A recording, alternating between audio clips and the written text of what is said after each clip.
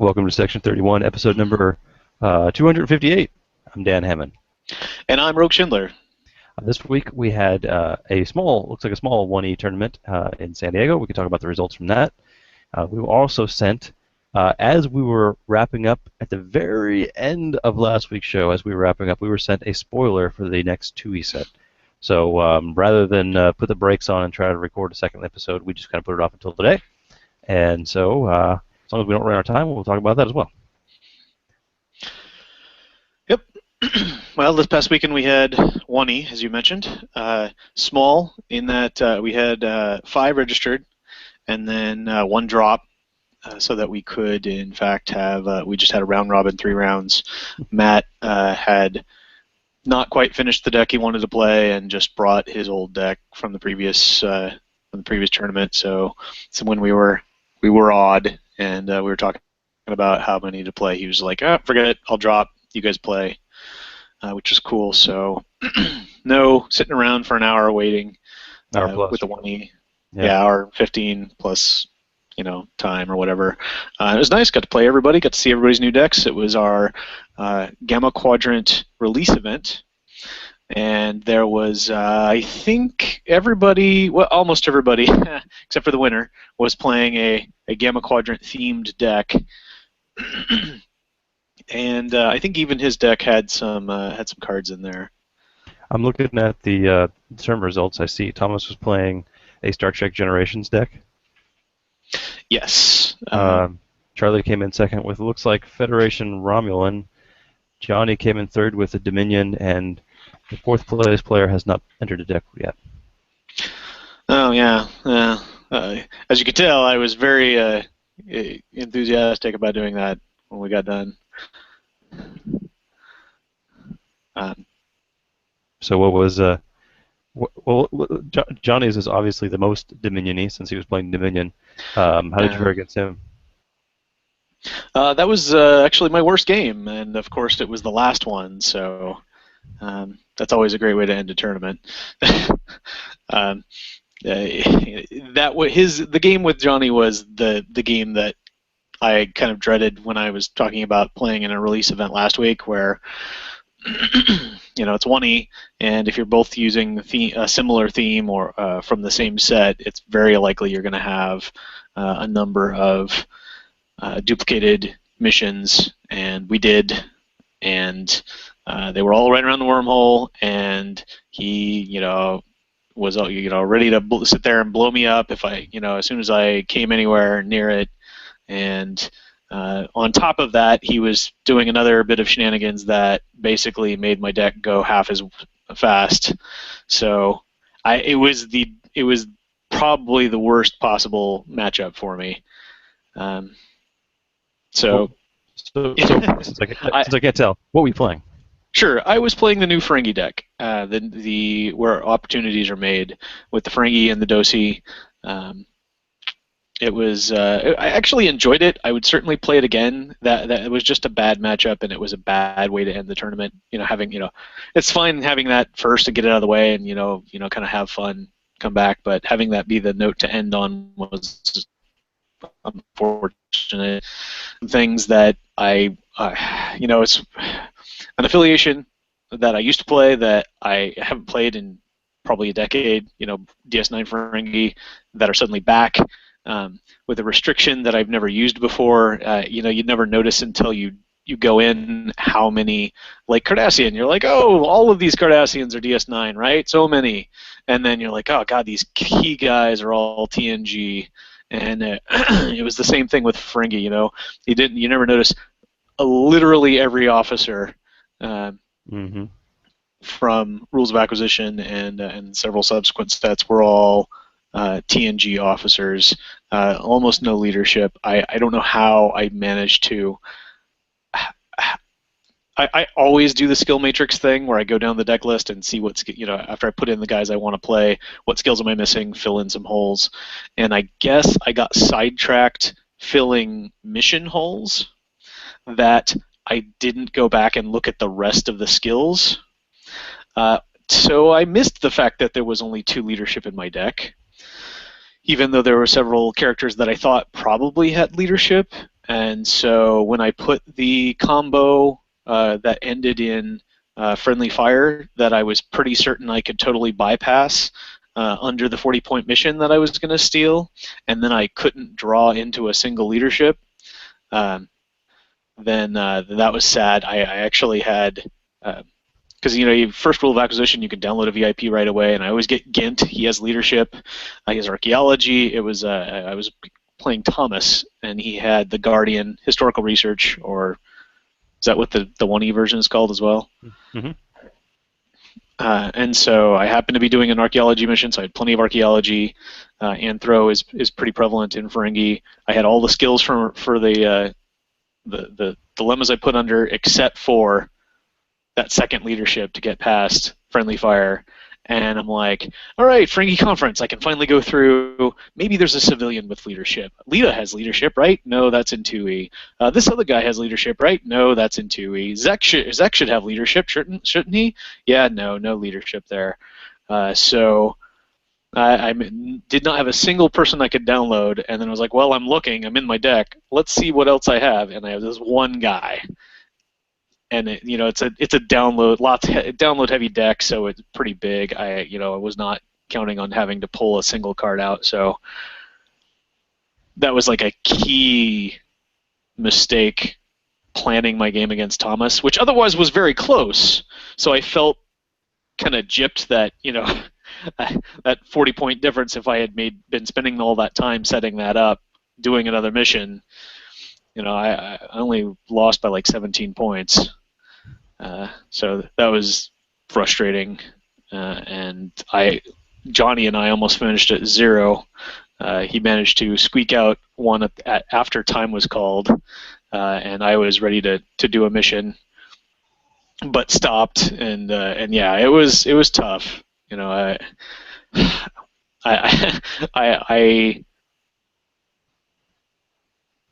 have a lot of good ideas of how I would change the deck now, because you remember I don't know, you may or may not remember, I had a really fun deck that I like to play that set up Ferengi on Deep Space Nine. I used all the Beijo regions so that I would make sure all the missions were between the station and the Tower of Commerce, so I could start things off with a cargo run. I kind of did the same basic idea. I only had a couple of alpha missions, but I figured you would have a couple of alpha missions, and that would be a good way. I spend my first turn or two doing that, download some Latinum, get some equipment, and be ready to go. I did, for the first time ever, use the seed version of the text on Ferengi Conference, which is actually very cool now for this deck, which lets you download the 75th rule to every acquisitions personnel in the bar, or wherever you seed it. Wow. And so, I didn't overdo it, but, I threw 3 copies in, and I made sure I had 3 guys, and so that way, when I go in there, at least I've got 3 chances. If that one guy dies, it's my hopes aren't over. And a couple of times I got that to work. I went in, I did a 30-point mission, I had 75th rule, and I used the 62nd rule, which I would use the book and the SAF to download, which lets you, as long as you attempt with less than 8 and more than 3, the whole time, you get an extra 10 points, and your opponent loses 10 points. So that's 50 points off one mission, and between Dabo and the credit exchange, go back to an alpha mission and try to get the around the corner. I had a good game against Charlie. We were both learning our decks, and it just kind of went downhill from there. But there's a lot of potential. It's Charlie and I were talking a little bit, but leading up to the tournament, and I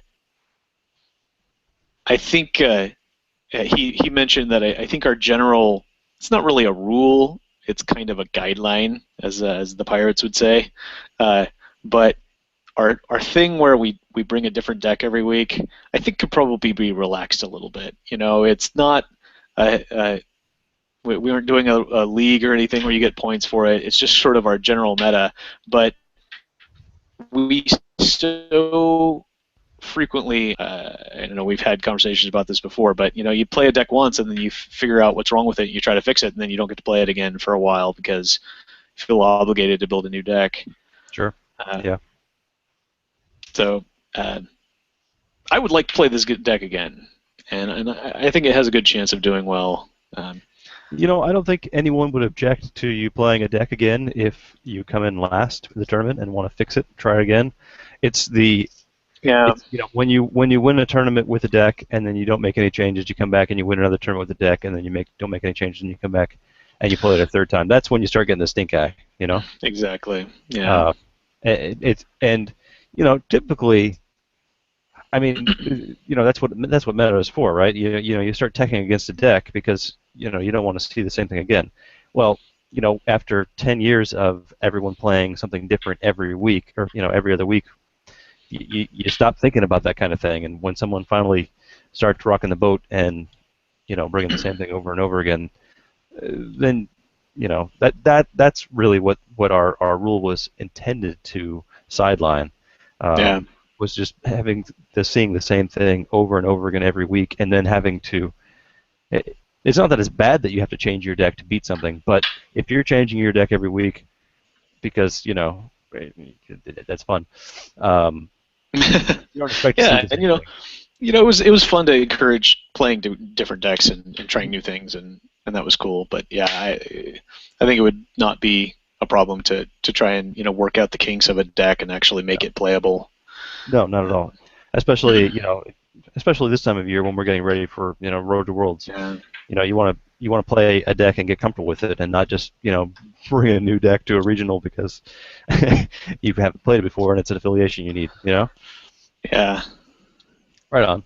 Um, how was your game against? As you talked about Thomas, you talked about Johnny. What was Charlie playing? I see Romulan Fed, and you said it was Oh yeah. his No, many. he was actually going TNG Romulan Fed. When he first dropped, I saw the Bajor mission Derna and in the Bajor region and some other Romulan missions, and I thought because I know he had been really excited about the treaty, the Obsidian Order Tal Shiar deck that came out. I thought that's what he was going to be playing when we sat down, but then it turned out he was actually playing TNG.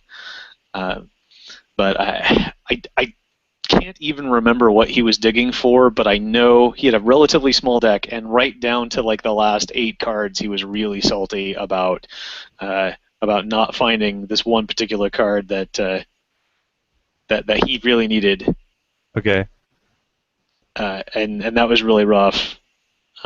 He, I also got really lucky because he had dilemma 3 card combos under every mission except one, which had 2. So I went there, obviously, and it was the classic scout ship interphasic creatures.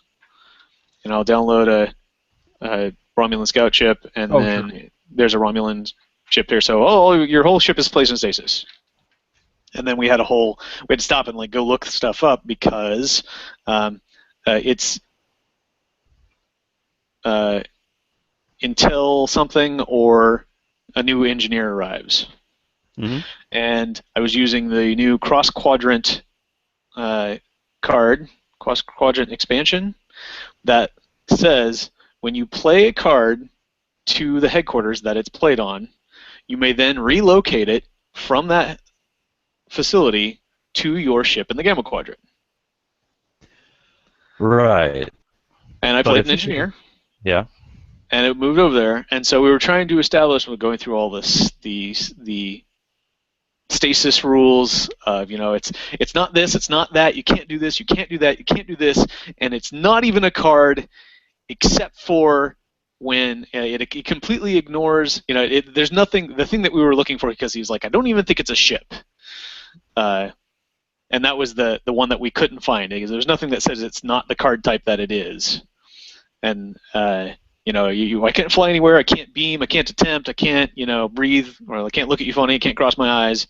But you can play new people there, but they become in stasis, and all of our game text is ignored unless it specifically affects you being in stasis. So you can report to a ship in stasis via that card. Well, because it doesn't say report to this ship. Right. Which So and that and if it had been that, like if it had been like TNG stuff, I would have been like, yeah, okay, I buy that. I can't play right to the ship. But the way cross quadrant stuff is worded, it's a little weird, I think, because they want you to still be able to use whatever reporting method you're using on the facility you have played it on. So I can still play guys for free to my facility, and then they bounce to the ship. But because it says it relocates there, they're arriving. They weren't there before. mhm. Um, so that, we were like, yeah, I guess that's it. And I wasn't really sure how that was going to work, but I wanted to know before I played it. Um, but I was like, all right, well, I got to try this because that's the only way I'm getting out of this anytime soon. And that snuck me around. That combo that would have stuck me for a long time, because as it turns out, another thing that went a little wonky with my deck, that the Dosi station is a station and not an outpost. So you can't play ships there, even though there are ships that specifically would look like they were designed to play with that facility. Yeah.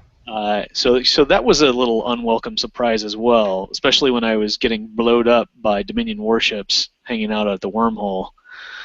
I was eventually able to like zip over and pick up my Dominion guys that I put there, so they were at least on the ship and he couldn't attack me anymore. But oh, yeah, all those little things that you don't notice until you're in the game, and like, oh, that's hi, how's it going? All right. Well, after you played in your apparently really fun last round game with Johnny, what did you say the final score was? He got a mission and you got no missions? Yeah, it was an entertainingly scored day. I think I finished like 47 to 65 against Thomas, and then Johnny got a 40 point. He got his homeworld. He secured homeworld for 40 points. On his last turn, so it was 40 to nothing. I finally got Dabo out of my last turn, and I'm like, I'm going to get 6 points, and I'm going to win 6-0. Yeah. But it was not to be. I didn't have my probe rigger out yet, so I had to roll the dice, and I lost. Gary. Well, Dabo the dice. Congrats to TV for winning the tournament with his Generations deck. But then it looks like you almost scored 1,000,000 points at Dribbles. So, wait. Did Johnny leave and Matt showed up, or Matt jumped in for Dribbles? Is that what happened? Yes. Well, Johnny he's got other things occupying his time. We were lucky to even get him for 3 rounds. So we thank Megan for that. But he got put Tribbles is pushing a little long, so he took off. But Matt was going to leave and come back, and apparently just never got around to that. So he kind of hung out the whole day and then played Tribbles. So he had a 3-round bye. Yeah. So we had 4 for Tribbles, and it was not as bad as that historically has been. We did have a few of those rounds where we just kept coming up the same number because of multiple plays or multiple misses, but our one death round was not horribly deathy, and it was particularly painful because everybody was playing. We weren't all playing discard tally, but we all had a few, or discard toxin, but we all had a few discards in our decks, and we were all had toxins in our decks. So that really drew out one round in particular, but a couple of times, I have 4. I had 4 in my entire deck that I was playing, and like I played one, and 2 of them got battled into my pile. So I was like, I didn't do this. I'm an innocent man. But, all right. Well, 900,000 Tribbles added to your total. Congratulations. Huzzah. Right on. All right. When is the next San Diego tournament? Did you guys talk about that? We did. It was kind of fell into our discussion of regionals. We had already talked about the first quarter schedule, and everybody's still pretty on board. We'll do 2 weeks 2E, and another 2 weeks after that will be 1E. in keeping with our current schedule. And then after that, I think we basically had left Q2 unscheduled while we worked out when the regionals were going to be. Those are in the books now, so or at least the applications are in, assuming that they're on the dates that we kind of hoped for. So after that, we get into April. I don't know how much I'll be able to join in April, but I'm sure there will be tournaments. Sure. Yeah. There's like 18,000 things happening on every weekend in April, but April's going to be busy. I know I've got at least one weekend. We do have a scrapbooking weekend planned later in the month, but at least there's a lot of stuff going on in April. Anyway, all right, very good. Yeah. So 2E in a week and a half, a weekend in 2 weekends. So maybe I'll join you for that. Very good. Shall we get to the spoiler? Agreed. This is looking like we're back in the 2E cycle. We've come off the 1E spoilers now, and 2E is back in. I have been a while since we've had an equipment, just in general, not even as a spoiler.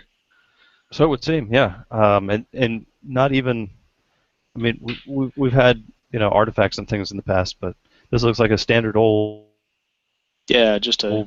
Could have been in one of the early Decipher sets, right? Yeah, definitely. Very original set, second edition feel, since they had Deep Space Nine in there right away with TNG. This is a coil spanner, which seems to follow the same kind of classic template, 1 cost. It's unique though, so you can't have several of them. That's interesting. I didn't notice that. Okay.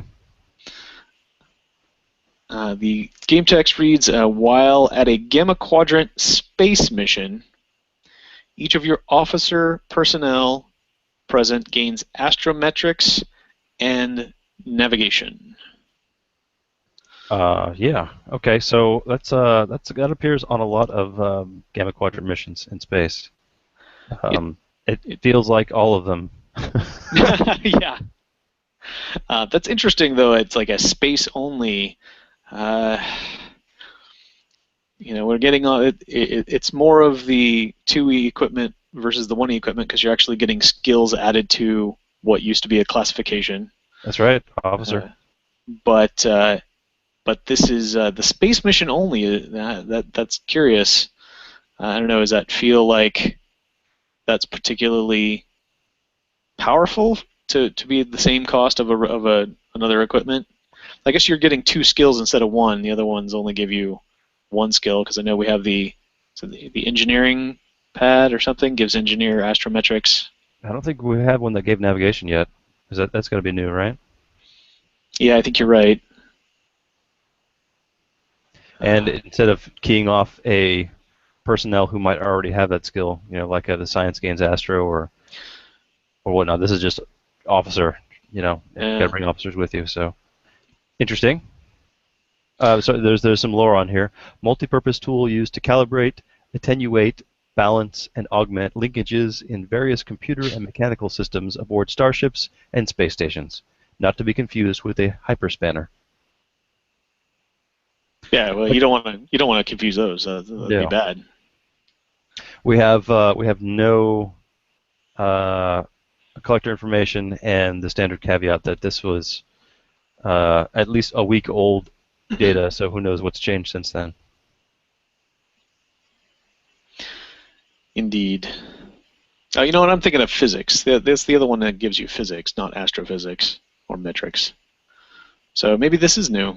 So 2 new skills on 1 equipment, but you can only use it in space. In the Gamma Quadrant space. I do like the 2 for 1. That's pretty good. I mean, if you're going to be there. Yeah, that's nice. And you got your officers together, Cisco and Kira and. I'm being told in the chat room.